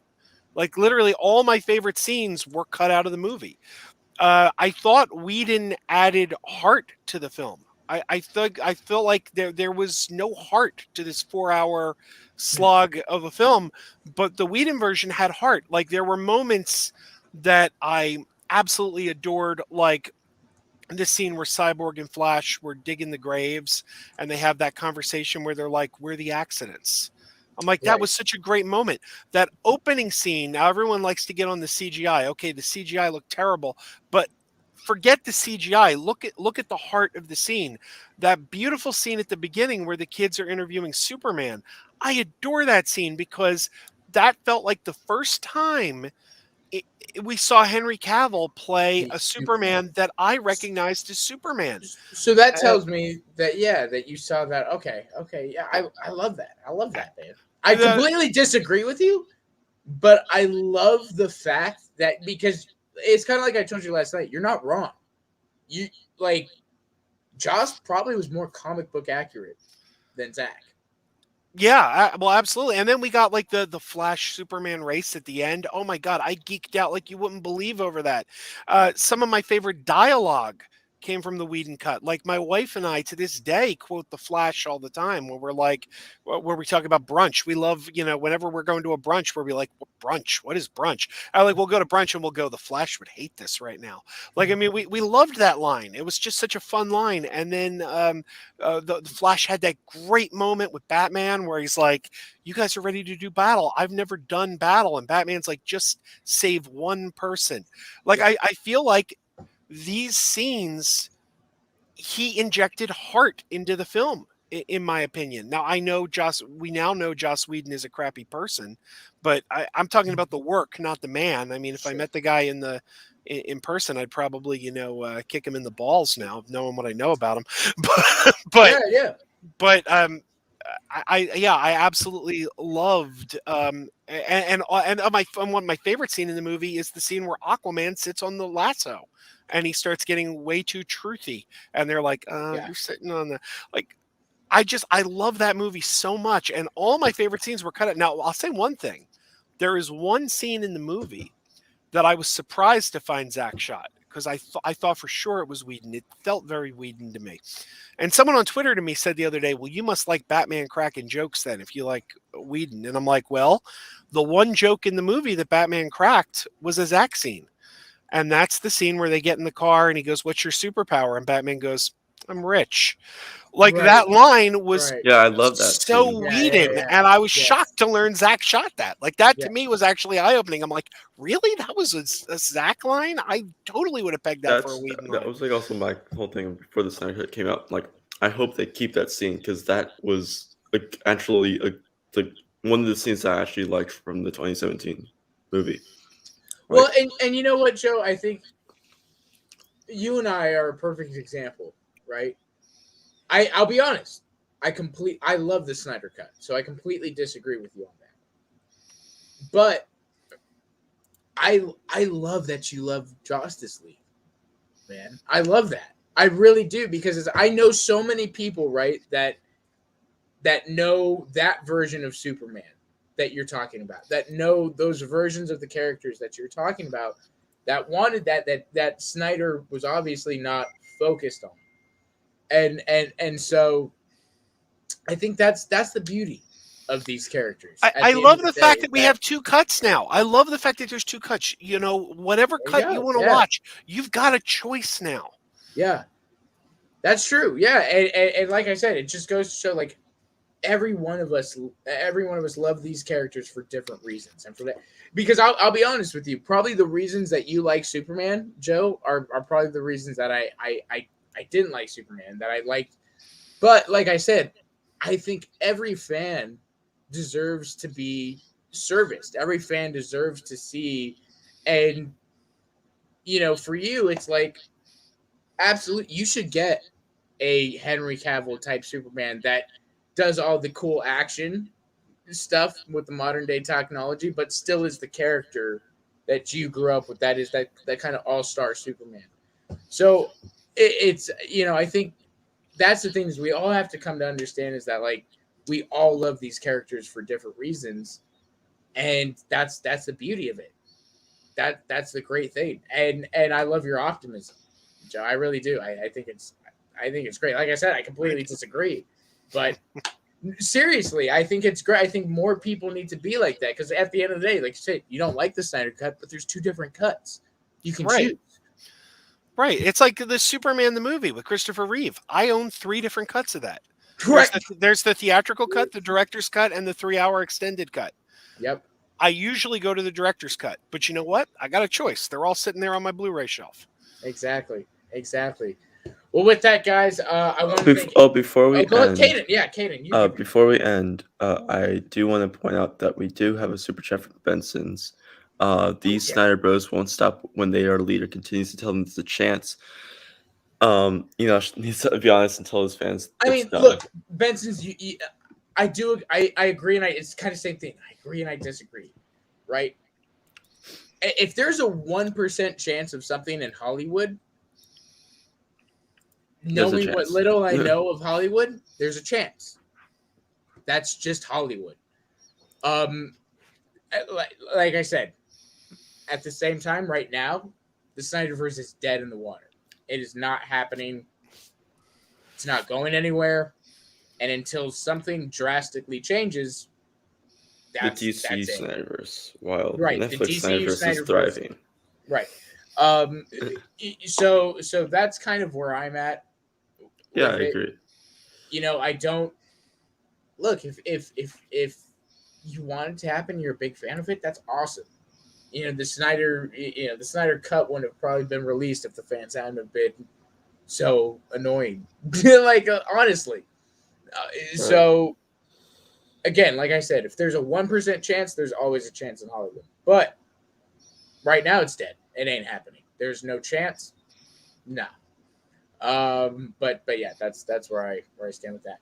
But guys, I want to thank everybody for coming on. I want to thank Saggy, because I begged Saggy to come on, and she came, so I appreciate you. Thank you, Saggy. More ways than one. Giggity. I would giggity do.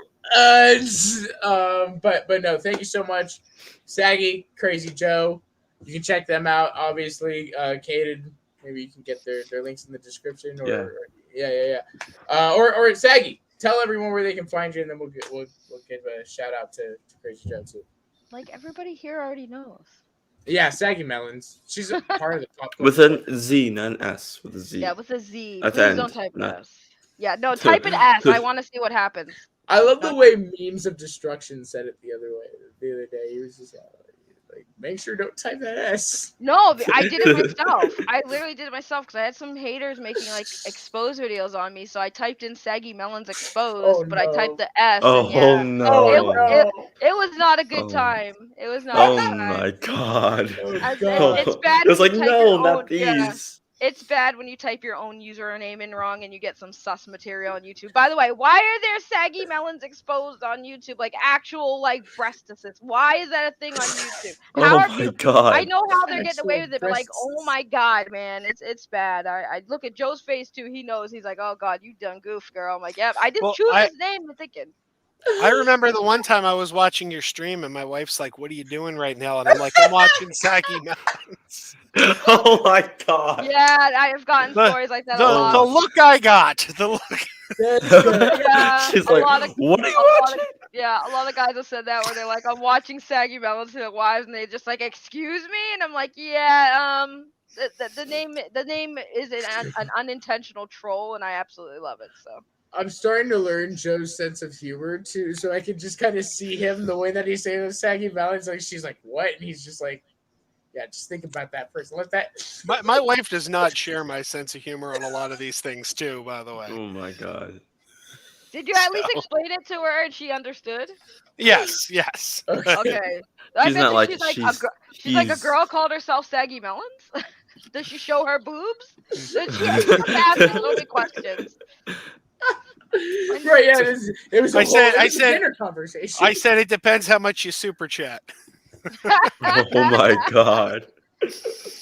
For the record, Right. I haven't gotten that much. I've gotten $100 super chats before. No one has seen them yet. So it's Challenge really accepted. No. awesome. I love it. Right, Crazy Joe. Where can people find you, man? Well, Megapodtastic here on YouTube, Megapodtastic podcast. But you know what? I'm going to tell you a funny story. This morning, I started thinking about rebranding. I'm like, I don't know, Megapodtastic, maybe that doesn't really say what I do enough.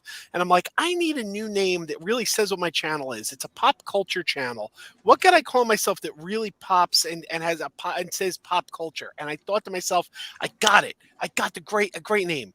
Crazy Joe's Pop Culture Corner. And then I went, crap, someone's got that already.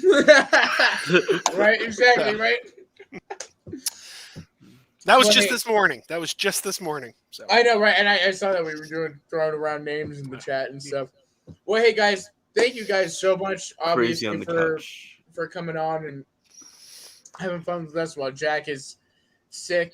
And so Definitely feel better, Jack and Ty. Guys, Jack, when you're better, we got to get together, man. He's local. Yes. We're in the same as the kids today say, we're in the same hood. you So- gotta go. You gotta go to trivia. You and your wife gotta go to trivia that he hosts. Oh, I didn't know he hosts trivia. Where is this? He hosts trivia Bunk's at Bunk's Bar. Okay, I don't know that bar, but Bunks with a Bunk's B. Bar. Yeah, Bunk's It's Bar. like a seafood bar. Yeah. Which, ironically, Oh my god. not from Bunk's Bar. He's not sick from No, Bunk's, not but from not, he texted me he went to Cheap Sushi and got sick. Yo, yeah. integrity. Right, Integrity 101. Yo. Oh gosh, let's see. I'll tell you, Spider-Man 3 editors are dead. Oh, Wait at the Actually, stream there, Austin. right. Yeah, I was saying. All right, Doing guys. our outros and like, wait, more stuff to talk about. Wait a minute. Yeah, I know. I'm pulling an Enosh. All right, guys. Thank you all so much. Appreciate you guys. Thank you. Tune in, like, share, subscribe, all the fun stuff. We'll see you next time. And don't forget, we do it for you, and we do it for the culture. Peace out.